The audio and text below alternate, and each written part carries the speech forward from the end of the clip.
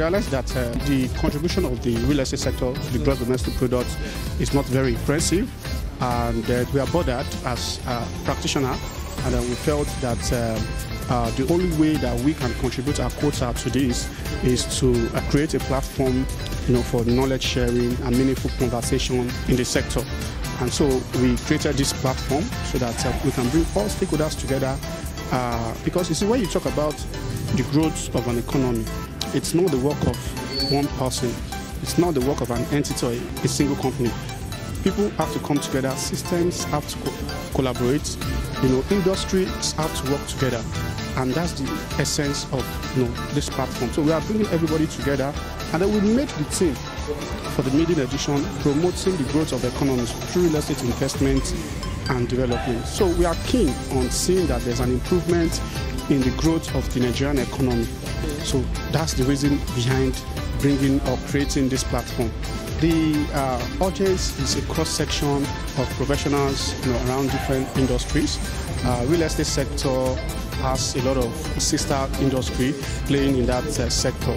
So we have bring together professionals in the real estate space, professionals in the security sector. I mean, you have the Commissioner of Police, you have the member of the DSS. You need security in real estate. You can't talk about real estate investment without security. So security is very key to real estate investment and to promoting economies. So we have invited them in as well. They are available. Member of the financial institutions are available. The regulatory authority, representative of the Director General of the Standards Organization of Nigeria just spoke now, and they are also shedding more light as to what we should expect in terms of enforcing standards in that industry, so that we can see a reduction in the issue of incessant building collapse and all of that. Because all of those things are also sending the wrong signal to international investors. Are we seeing a synergy here, between Nigeria and other nations concerning real estate development? Thank you very much for that question. Yes, we are seeing a lot of synergies between what's happening in Nigeria and what's happening in other parts of the world. As you know, we live in a global world, and Nigeria cannot operate in isolation. So what is impacting Nigeria and what is impacting other countries internationally also have a bearing on our real estate industry. So that's why this is an international conference, and it touches just more than what impacts Nigeria alone. It also cuts across what happens in other parts of the world. The concept of value is as a result of the interplay of demand and supply. Okay. Where there is demand, you will see value. And that's why places where there is population and places where there's population growth tend to see increase in property values, because people need to live, people need to work, and it attracts people.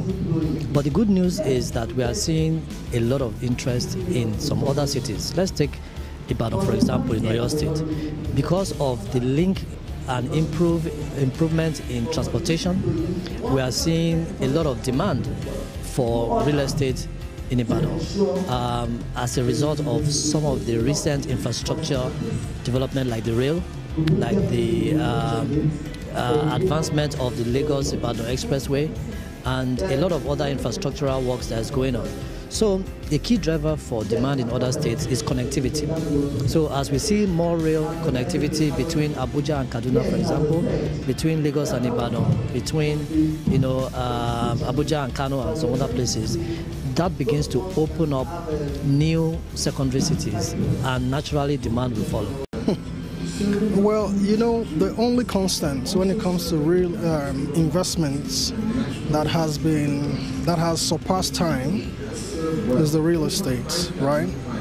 And there is always something that comes with population, all right?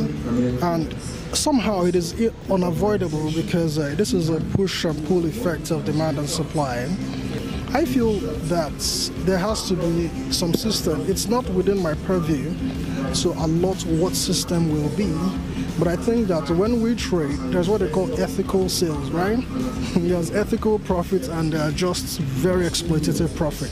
So we need an organization to step in between this, to connect what is ethical and what is exploitative. When we talk of building collapse, we talk of two things. It can be man-made it can be natural. When we talk of man-made, you talk of using substandard products, which is like what we're talking about. You talk of using a wrong concrete mix. We talk of using design deficiency. Maybe the client not actually opening up to say, this is what I want to do. You talk of calculation errors, in which you are not able to calculate well on the load that comes in. We talked of unskilled labors and many more. SON is just the secretariat. When we elaborate the standards, we elaborate standards for products, for processes, for materials, and for measurements. And we ensure that these standards are promoted at the national level. So basically, that is what we do. If you look at the real estate sector, we have cement, which is the most important one because it's the concrete that binds all the components together. We have standards for cement. And when we did the standards, cement has different grades. All these grades are stated in the standards. When we did these standards, the relevant stakeholders were part of it. And then we created awareness. Because why will we just make a standard just to put it on the shelf? We created awareness for people. Same thing, the reinforcement bars. You know, for the reinforcement bars, at every 1 meter, there should be the identification of the manufacturer. So when a building collapses and you go to the site, you may not be able to know who made the block. You can pick the mix, but you can actually pick the iron rod and see the diameter of the iron rod, and you can check it. And then from there, you'll be able to know whether it meets up with the requirements of the standard or not. Okay, so call to action to individuals and corporate entities is to ensure that in whatever we do, we embrace excellence as a corporate entity in our delivery. Our call to action for our government is to ensure that there is effective regulation of some of the laws. So what this platform is also going to do at the end of the day is to draw key points and then forward some of these key points to these government agencies and decision makers. And some of the things that we'll also be advocating for is ensuring that there's the concept of contributory negligence. So a situation whereby a public officer is negligent of his or her duty and believes that nothing will happen because there's no checks and balances. This conference will address that issue.